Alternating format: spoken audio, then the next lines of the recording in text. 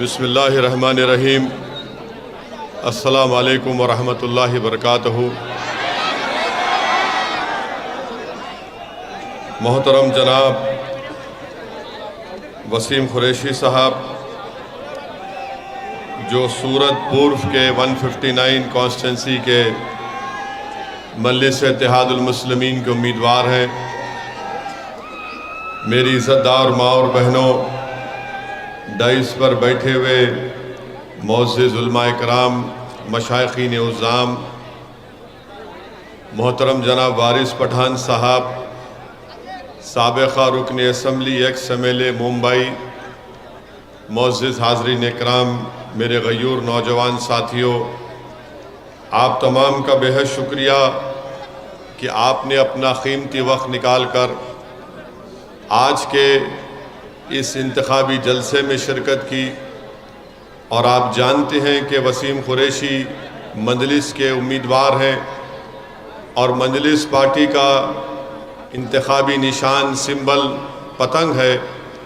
तो मैं आप तमाम से ये गुजारिश रिक्वेस्ट कर रहा हूँ कि पहली तारीख़ के दिन आप सुबह के अवलीन वक्त में अपने घर से निकल कर अपने आप को मुत्तहिद करके पतंग के निशान पर बटन दबाकर आप अपने इत्तेहाद को कामयाब करिए, अपने सियासी शऊर का सबूत दीजिए।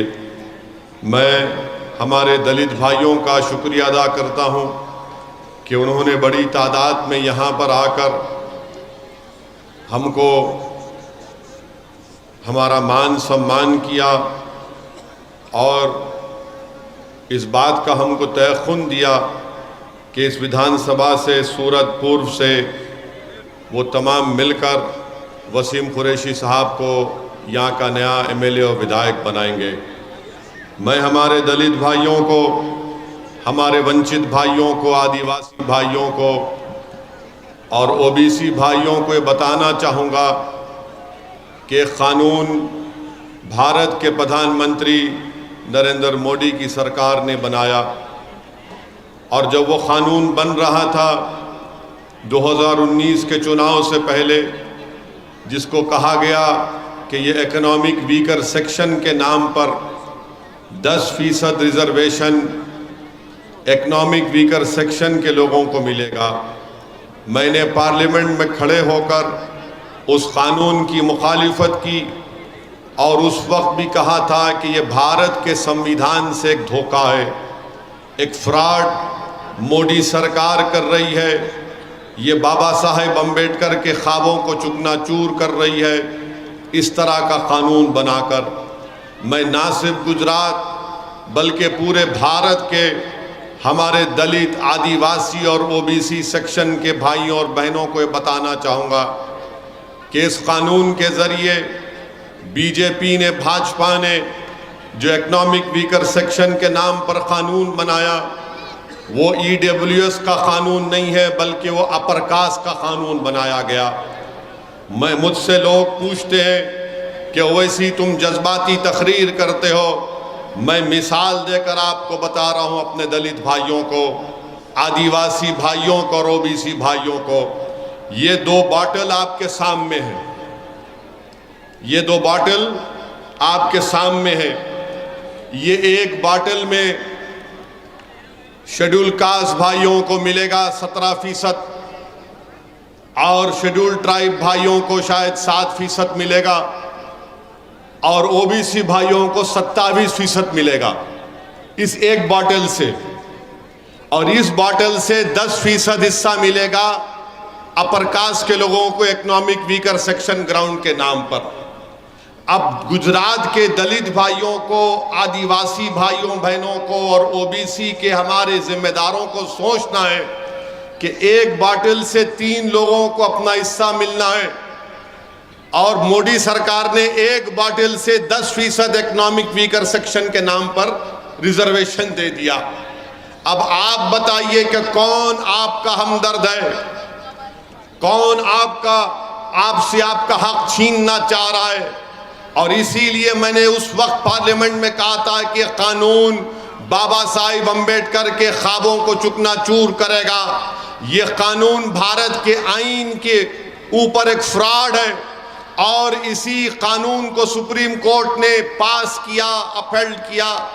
और सुप्रीम कोर्ट के एक जज साहब ने, जिसका नाम जस्टिस पारदीवाला साहब है, उन्होंने पैराग्राफ नंबर 185 पर लिख दिया कि इस कानून को जो मोदी सरकार ने बनाया, मुस्तकबिल में पूरा रिजर्वेशन खत्म हो जाएगा। Caste based reservation will go away. तो मैं हमारे भारत के दलित भाइयों बहनों से, गुजरात के दलित भाइयों बहनों से, आदिवासी भाइयों बहनों से, ओबीसी समाज के तमाम भाइयों और बहनों से अपील कर रहा हूं कि समझो इस बात को, ये 2 बॉटल है। एक बॉटल से खाली 10% और एक बॉटल से 3 लोगों को मिलेगा, जिसमें शेड्यूल कास्ट, शेड्यूल ट्राइब और ओबीसी होगा। अब आपको फैसला करना है। अगर आप भाजपा को वोट देंगे तो याद रखिए, मुस्तकबिल में कास्ट बेस्ड रिजर्वेशन खत्म हो जाएगा।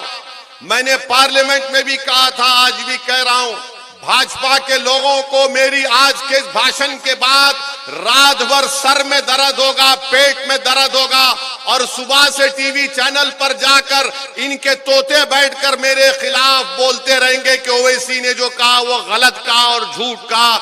मैं भाजपा के तोतों से कहना चाहूंगा कि तुम मेरे खिलाफ जितना बोलना चाहे बोल लो। मैं ये मिसाल दे रहा हूं 2 बोतलों की, अगर ये सच है या नहीं है बता दो। जस्टिस पारदीवाला साहब ने जजमेंट में जो बात कही वो सच है या झूठ है बता दो। भाजपा का क्या मौक़िफ़ है? अरे हजारों साल से दलितों पर जुल्म हुआ। रिजर्वेशन किसको मिलता है?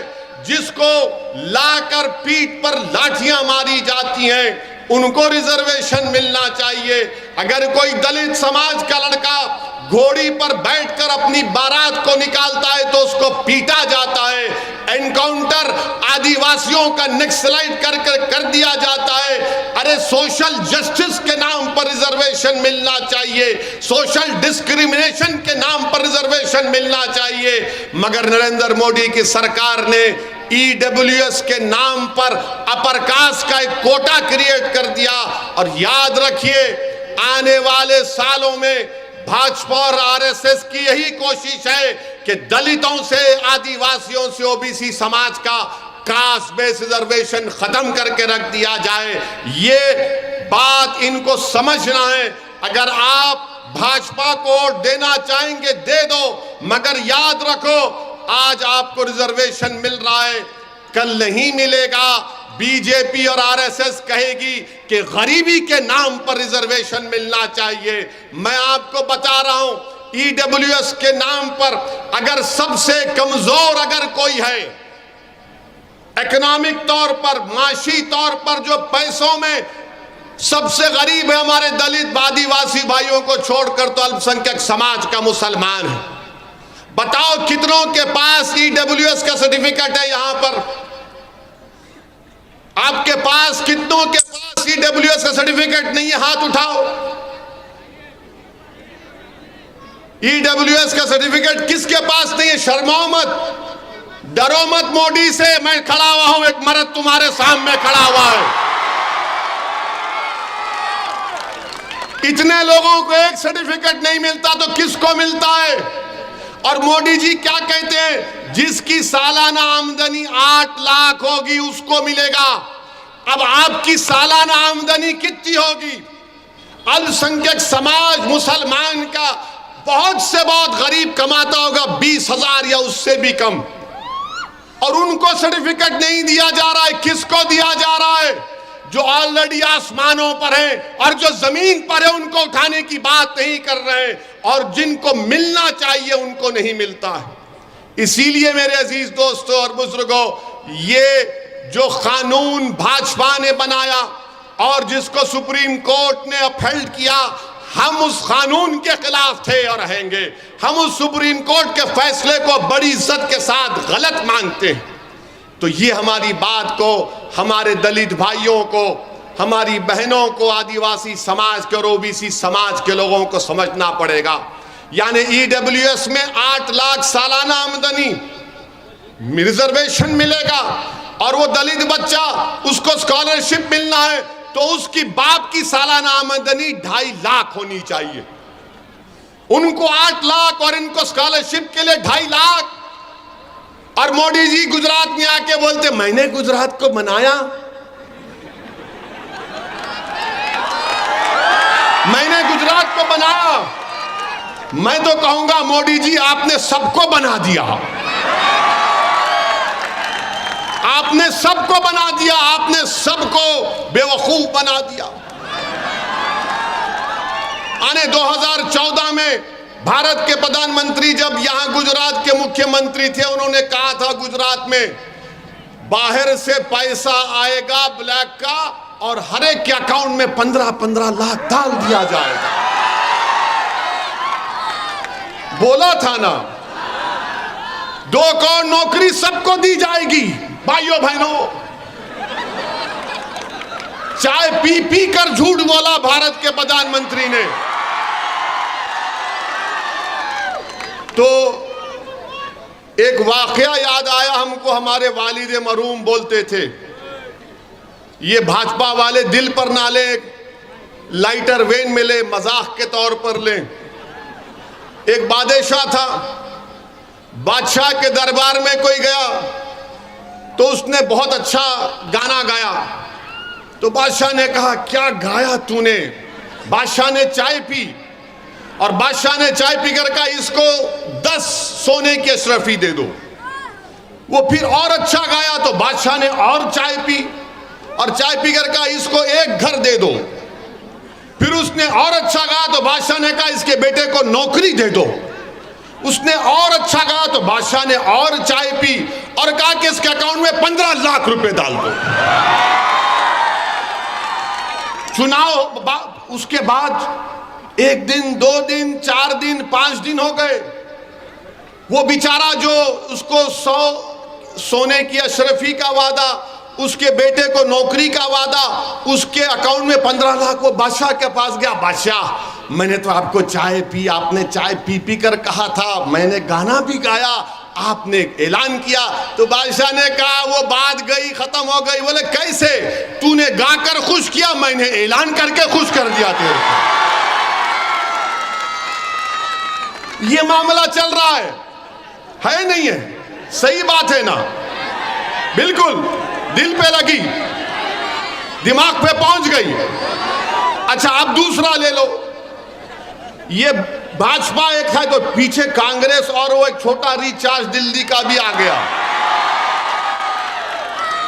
तो दोनों में 3 लोग खड़े हुए थे, भाजपा, कांग्रेस और वो छोटा रिचार्ज।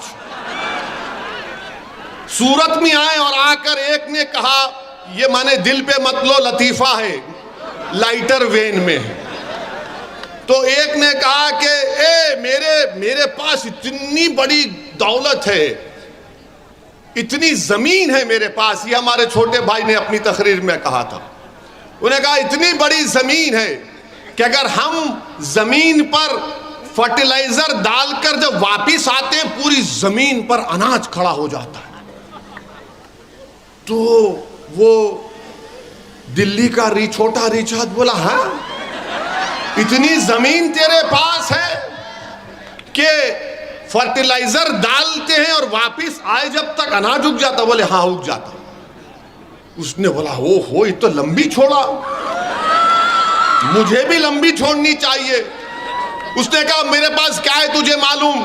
तो भाजपा ने पूछा क्या है तेरे पास? बोले मेरे पास इतना लंबा बंबू है कि अगर हमारा दिल नहीं बहलता तो हम एक गांव के तारे को खींचकर सूरत पूर्व में लाते हैं और जब उसका दिल नहीं भरता तो उसको भरूच में लेकर जाते हैं उस तारे को।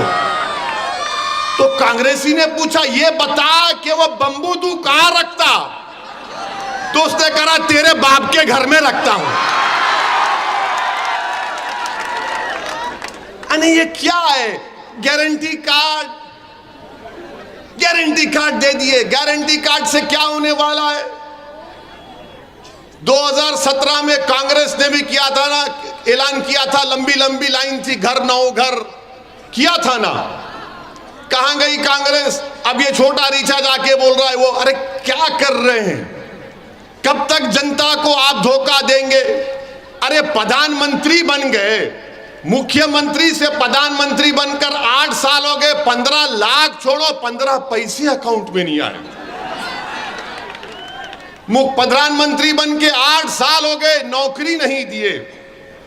अब कह रहे हैं कि मैं 2024 तक 10 लाख नौकरी दूंगा।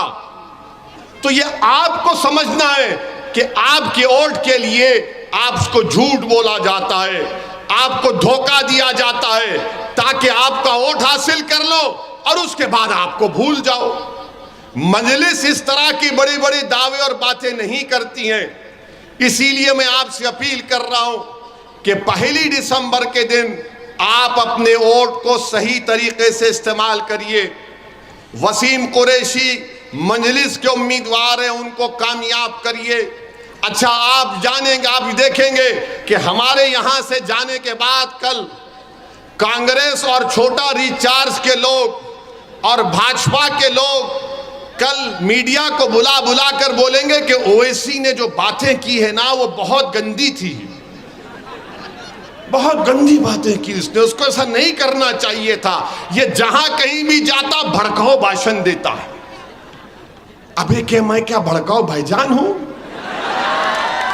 मैंने किसके खिलाफ कहा? मैं किसी के खिलाफ कहता नहीं हूं, सच्चाई को बयान करता हूं तो इनको तकलीफ हो जाती है।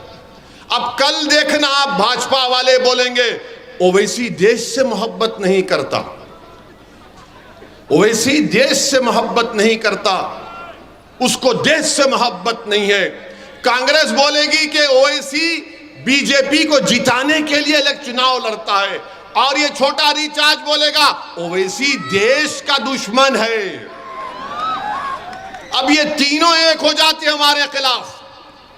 अब आपको मैं बता रहा हूं हमसे नफरत क्यों है, क्योंकि हमने आकर जनता के दरमियान में बाबा साहिब अम्बेडकर के संविधान को सामने रखकर हमने बात को कहा।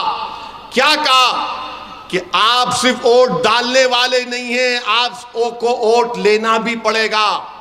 तो वसीम कुरैशी मजलिस का उम्मीदवार नहीं है। जितने यहां पर बैठे हैं, जहां तक मेरी आवाज अल्लाह अपने फजलो करम से पहुंचा रहा है, आप सबको जानना चाहिए कि आप वसीम कुरैशी हैं, आप मजलिस के कैंडिडेट हैं, आपको वोट लेना है।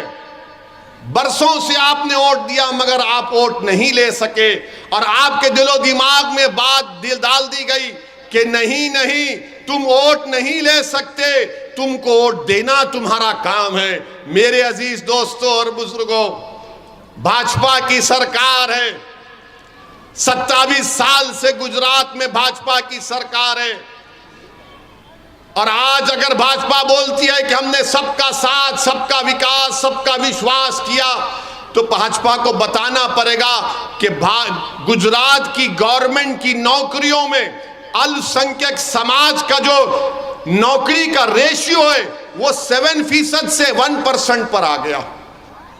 ये आपका सबका साथ है।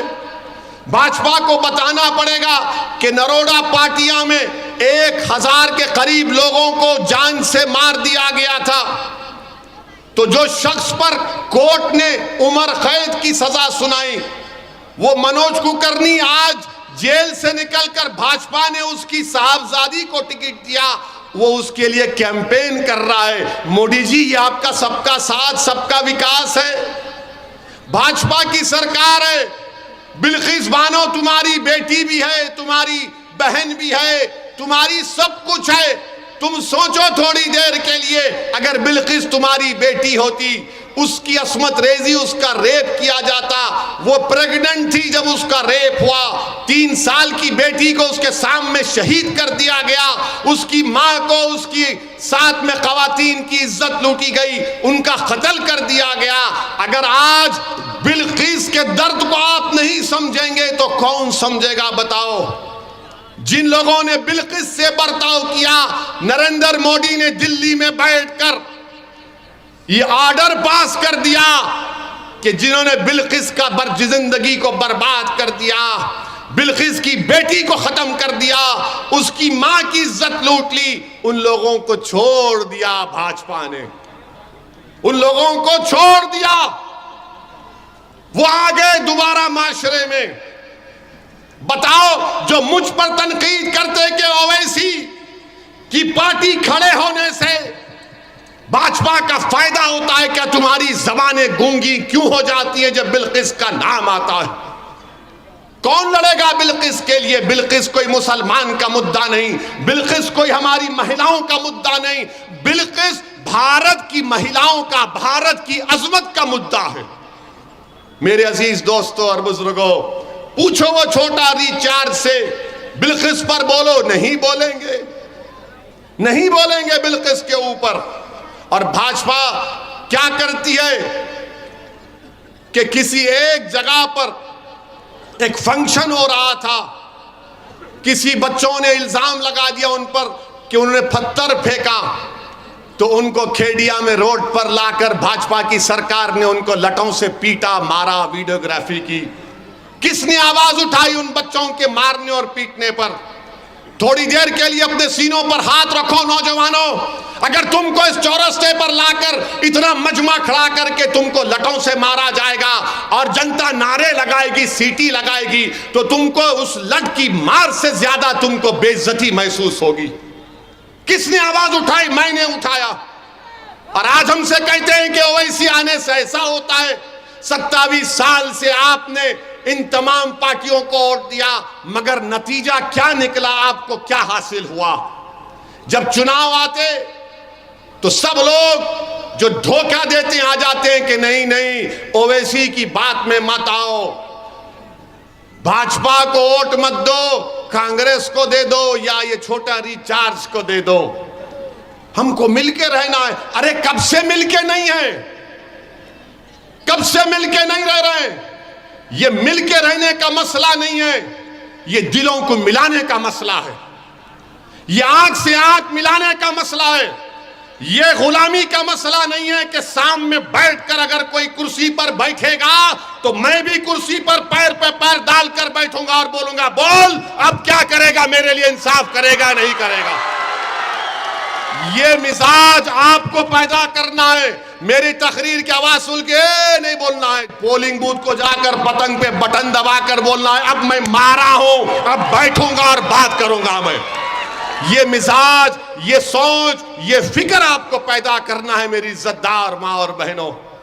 ये इन मुद्दों को उठाते हैं तो इनको तकलीफ पहुंच जाती है। अच्छा, भाजपा ने कहा कि हम गुजरात में यूनिफॉर्म सिविल कोड लेकर आएंगे। क्यों लाएंगे यूनिफॉर्म सिविल कोड? ताकि आपकी तहजीब को, आपकी शनाख्त को, आपकी हर चीज को खत्म करके रख दिया जाए।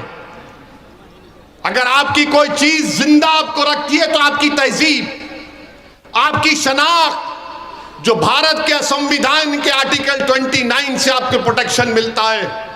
पूछो ये छोटा रिचार्ज से जो गारंटी कार्ड की बात करता है, बोलो यूनिफॉर्म सिविल कोड पर, बोलेगा इस पे नहीं बोलेंगे। बिल्किस पर बोलो तो बोलेगा नहीं बोलेंगे बिल्किस के ऊपर। हम भाजपा से पूछना चाह रहे हैं, यूनिफॉर्म सिविल कोड आप ला रहे हैं तो डिस्टर्ब्ड एरियाज एक्ट क्यों नहीं खत्म करते आप, जिसको आप लोग गुजरात में अशांति एरिया कहते हैं ना, हाँ आसान धारा कहते हैं। आसान धारा हटना चाहिए नहीं हटना चाहिए? बोलो, अरे हाथ उठाकर बोलो। घर खरीदना है तुमको? अब पूछो छोटा रिचार्ज से, भारत भाजपा से, कांग्रेस से, बोलेंगे इसका बर मत बात कर, ना ना ना भाजपा को हराना है। अरे ये छोड़ो, हम आएंगे तो करेंगे। अरे तुम आ ही नहीं रहे हो 27 साल से, हम आएंगे तो करेंगे। अरे ये दूल्हे की बारात आती नहीं है, आ रहा है दूल्हा, कहां है दूल्हा? 27 साल से भाजपा जीत रही है और आपको डरा डरा कर आपका वोट ले रहे हैं। ये डिस्टर्ब एरियाज एक्ट खत्म होना चाहिए, मगर भाजपा बोलती यूनिफॉर्म सिविल कोड। कैसे यूनिफॉर्म सिविल कोड और डिस्टर्ब एरियाज एक्ट रहेगा एक साथ? गुजरात में अगर कोई अपना धर्म परिवर्तन करना चाह रहा है, जो भारत के संविधान में फ्रीडम ऑफ रिलीजन जिसको बाबा साहिब अम्बेडकर ने दिया, बगैर सरकार के परमिशन के नहीं लिया जा सकता। मेरे अजीज दोस्तों और बुजुर्गों, आप जानते हैं कि आपकी इस विधानसभा में यहां पर पूर्व 159 में स्कूल नहीं है, 8वीं जमात के बाद कोई स्कूल नहीं है।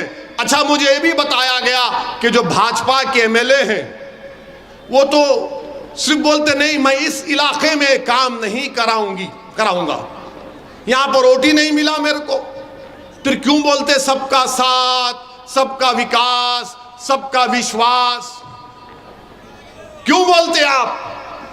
और भाजपा बोलती नहीं हमको वोट नहीं मिला, हम काम नहीं कराएंगे। मैं आपको मेरी मिसाल बताता हूं। अल्लाह ने मुझे 2 मरतबा एमएलए बनाया, 4 मरतबा एमपी अल्लाह ने बनाया। हैदराबाद की जनता को सलाम। भाजपा के लोग जो मेरे खिलाफ काम करते हैं वो मेरे ऑफिस दारुस्सलाम को आकर मुझसे कहते ओवैसी साहब ये रोड बनाना है, गरीब अस्पताल में है, लेटर दो, हमको लोन दिलाओ।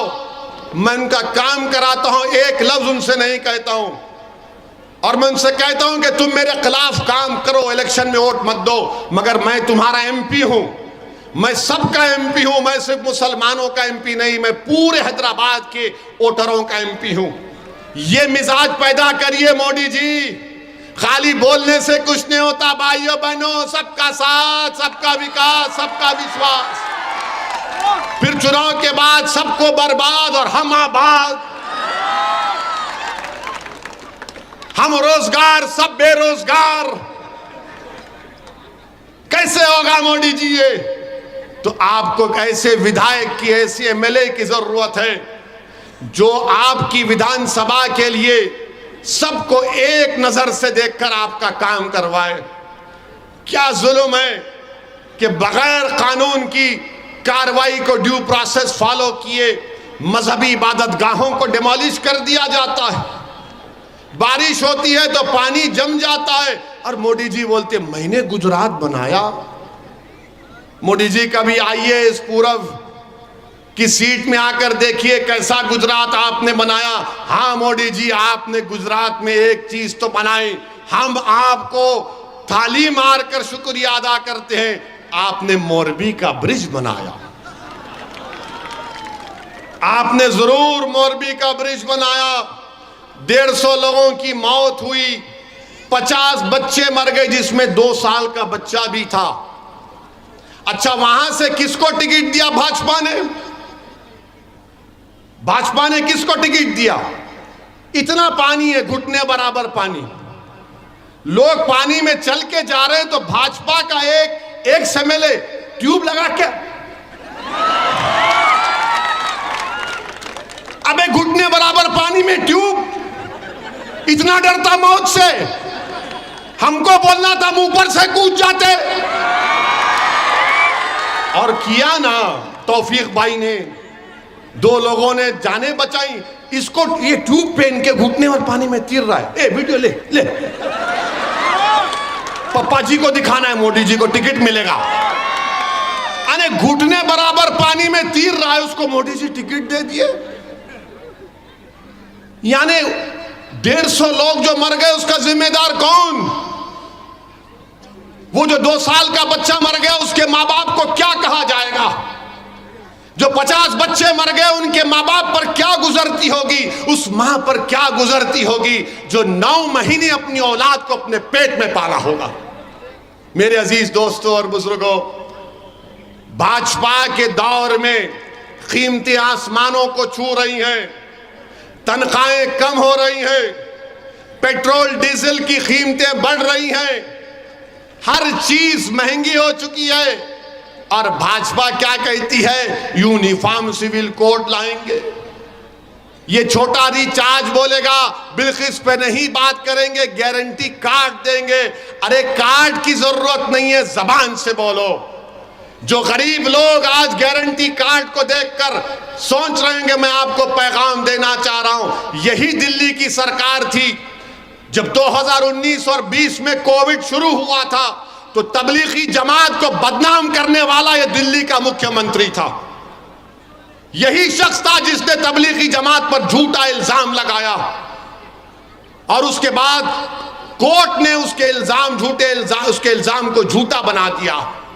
आप बताइए मेरे अजीज दोस्तों और बुजुर्गों, आपको ऐसे एमएलए की जरूरत है जो आपकी तकलीफ को बयान कर सके, जो आपके लिए लड़ सके, जो आपके मसाइल को उठा सके। हाँ, ये सब मेरी आवाज को पसंद नहीं करते, ये सब मुझसे नफरत करते, चाहे कांग्रेस हो भाजपा हो। मगर याद रखो, मैं अगर आपके दरमियान में आया हूं तो इंशाअल्लाह आता रहूंगा जब तक अल्लाह अपने करम और फजल से मुझे जिंदा रखेगा। मैं सिर्फ चुनाव की हद तक नहीं आया हूं, मैं बार बार तुम्हारे दरमियान में आता रहूंगा। ये मेरी आवाज नहीं है, ये तुम्हारी दिलों में छुपी हुई आवाज को मैं अपनी जबान से बयान कर रहा हूं। जो बरसों से तुम्हारे दिलों में एक तड़प थी, उस तड़प को बयान कर रहा हूं। जो बुजुर्गों के दिलो दिमाग में उनके ख्वाब थे, उन ख्वाबों को पूरा करने की कोशिश मैं कर रहा हूं। जो नौजवानों की आंखों में आंसू थे, उनके आंसू पोंछने का काम मैं कर रहा हूं। हाँ, तुम अगर मेरी आवाज को दबाना चाहते तो दबा लो। हाँ, मेरी आवाज मेरी मौत से खत्म होगी, मगर मुझसे दुश्मनी करने वालों, याद रखो, जब तक मैं जिंदा रखूंगा अल्लाह मुझे जिंदा रखेगा। मैं एक नहीं, ऐसे हजारों अल्लाह मुझसे ज्यादा काबिल लोगों को पैदा करेगा। गुजरात में आपको अपनी एक आवाज की जरूरत है, गुजरात में आपको अपनी एक आवाज की जरूरत है। कौन है तुम्हारी आवाज? क्या भाजपा तुम्हारी आवाज है? बोलो, क्या भाजपा तुम्हारी आवाज है? क्या कांग्रेस तुम्हारी आवाज है? क्या दिल्ली का वो मुख्यमंत्री तुम्हारी आवाज है? कोई तुम्हारी आवाज को सुनने तैयार नहीं है। वो सिर्फ यही कहते हैं कि भाजपा को हराना, हमको वोट दो, और भाजपा दूसरों को डराकर वोट हासिल करती है। तो मेरे इलेक्शन लड़ने का मकसद एक ही है कि आपकी आवाज को मजबूत किया जाए, आपकी आवाज को गुजरात की विधानसभा में भिजाया जाए। चाहे वसीम कुरैशी हो, साबिर काबुली वाला हो, कोई भी मजलिस का नुमाइंदा अगर कामयाब होगा इंशाअल्लाह, तो गुजरात की विधानसभा में जाकर आपकी आवाज बनेगा। लोग बोलेंगे गुजरात की विधानसभा में अगर मंजलिस के 8, 10 या 6, 7 एमएलए इंशाअल्लाह कामयाब हो गए तो क्या होगा? सरकार तो किसी और की बनेगी। अरे 27 साल से भाजपा की सरकार बन रही है। अगर किसी की भी सरकार बनती है, गुजरात की जनता तय करेगी। याद रखो, किसी पार्टी को सत्ता में आने से रोकना हम नहीं रोक सकते, हम अपने इत्तेहाद से अपनी आवाज को भिजा सकते। और जब आपका नुमाइंदा वसीम कुरैशी हो, साबिर काबुली वाला हो, शकील समा हो, ये जब विधानसभा में जाएंगे तो आपकी आवाज बनेंगे। कोई उठकर बोलेगा ओवैसी अगर 6-7 जीत कर जाएंगे तो क्या होगा? तो मैं उनको जवाब दे रहा हूं, आपको समझा रहा हूं कि भारत की पार्लियामेंट में 540 एमपी हैं, मजलिस के सिर्फ 2 एमपी हैं, मैं और इम्तियाज जलील। हम दोनों में से अगर कोई एक खड़ा हो जाता है तो 6 मिनट के लिए भाजपा के 300 एमपियों को मिला के रख देते हैं। आपकी तकलीफ और आपके इंसाफ की बात करते हैं। इसको कहते हैं आवाज, इसको कहते हैं आवाज। हाँ, कोई कांग्रेस से भी जीत कर गया होगा, मगर वो आवाज नहीं उठाएगा, वो खामोश बैठा रहेगा, वो आवाज जबान पे ताला लगेगा। मैंने पार्लियामेंट में देखा कि जब मैं तकरीर करने के लिए खड़ा होता हूं तो अल्लाह का करम है, सदका नबी करीम सल्लल्लाहु अलैहि वसल्लम का, दुआ है औलिया अल्लाह की कि अल्लाह मेरी जबान में वो ताकत देता है बोलने के लिए, मेरा नाकारनामा नहीं। हम 5-6 मिनट में हर चीज को बयान कर देते हैं। यही तो चाहिए गरीबों को, यही तो चाहिए कमजोरों को, यही तो सुनने की आवाज तड़प रहे हैं गुजरात के कमजोर लोग आज। जब आप एक दीवाने की आवाज को पार्लियामेंट में सुनते हैं तो माँ और बहनें कहते हैं कि हाँ, ये मेरा बेटा असद बोल रहा है। जब बुजुर्ग सुनते हैं, तो कहते हैं कि मैं इसके लिए रात में दुआएं करता हूं। जब नौजवान देखता है तो कहता है कि हाँ, ये मेरा भाई बोल रहा है। तो ये आवाज आपको पैदा करना है, कोई आसमान से आने वाला नहीं, कोई जमीन से निकलने वाला नहीं, आपको अपनी आवाज को बनाना पड़ेगा। अगर आप भाजपा को अपनी आवाज समझते हैं तो बिल्किस को सामने रखो, अगर तुम कांग्रेस को अपनी आवाज समझते हो तो फिर 27 साल से कांग्रेस की नाकामी तुम्हारे सामने है। अगर दिल्ली का वो छोटा रिचार्ज आता है तुम उसको अपनी आवाज समझते हो तो तबलीगी जमात पर झूठे इल्जाम को याद रखो। मेरे अजीज दोस्तों और बुजुर्गों, यही चंद गुजारिशात मुझे आप तक पहुंचाना था। 1 दिसंबर के दिन जुमेरात का दिन है। नौजवानों, सुबह सुबह निकलो, अकेले मत जाओ, अपने साथ अपनी माँ और बहनों को, बुजुर्गों को लेकर जाओ। पोलिंग बूथ को जाओ, पतंग के निशान पर देखो और ये उंगली उठाओ। ये उंगली की अहमियत क्या है मालूम ना आपको? इस उंगली को गवाह बनाकर बटन दबाओ और याद रखो, जब तक आप अपनी आवाज को पैदा नहीं करेंगे, जब तक आप अपनी आवाज को मजबूत नहीं करेंगे, आपकी आवाज आएगी तो भारत का सेकुलरिज्म मजबूत होगा। भारत का सेकुलरिज्म सिर्फ झूठे वादों से पूरा नहीं हो सकता। आप बरसों सबको वोट दिए, अब मंजलिस को वोट देने का टाइम आ चुका है। और आपसे वादा कर रहा हूं कि सिर्फ इस चुनाव की हद तक ओवैसी नहीं आया है, मैं इंशाअल्लाह सूरत को आया हूं, आता रहूंगा। चुनाव लड़ेंगे, हर चुनाव लड़ेंगे। अब कोई चुनाव छूटेगा नहीं। मेरे दुश्मनों से मैं कहना चाह रहा हूं, मेरे मुखालिफिन से कहना चाह रहा हूं, तुम जितना मेरे खिलाफ बोल सकते बोल लो, जितना इल्जाम लगा सकते लगा लो, मगर मैं राह हक से हटने वाला नहीं हूं। तुम्हारा एक एक इल्जाम झूठा है, तुम झूठे हो, तुम्हारी सोच झूठी है, तुम धोखेबाज हो। तुमने झूठ बोलकर 27 साल से गुजरात के कमजोरों को, मजलूमों को धोखा दिया है। मेरे अजीज दोस्तों, मेरी इज्जतदार माँ और बहनों, मुत्तहिद हो जाओ। मैं हमारे दलित भाइयों से कह रहा हूं, आदिवासी भाइयों से कह रहा हूं, हमारे हिंदू भाइयों से कह रहा हूं कि आपने देख लिया कि क्या हो रहा है गुजरात में।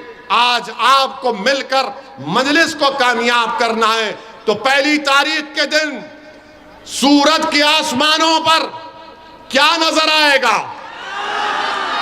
सूरत के आसमानों पर पतंग पतंग पतंग नजर आएगी। और कैसा पतंग खींचेंगे आप और हम मिलकर, डाल के सबको। तो आपकी जिम्मेदारी है मेरे भाई और बहनों कि आप हमारी बात को, जो यहां नहीं आ सके, उन तक पहुंचाइए। आपका बेहद शुक्रिया। मैं आपकी मोहब्बत को सलाम करता हूं। मैं आपकी मोहब्बत का मखरूज हूं। मेरे पास अल्लाह ने एक ही जिंदगी दी, मगर इंशाअल्लाह ताला एक एक लम्हा मैं आपके लिए काम करता है और काम करता रहूंगा। बहुत बहुत शुक्रिया। अस्सलाम वालेकुम व रहमतुल्लाहि व बरकातहू।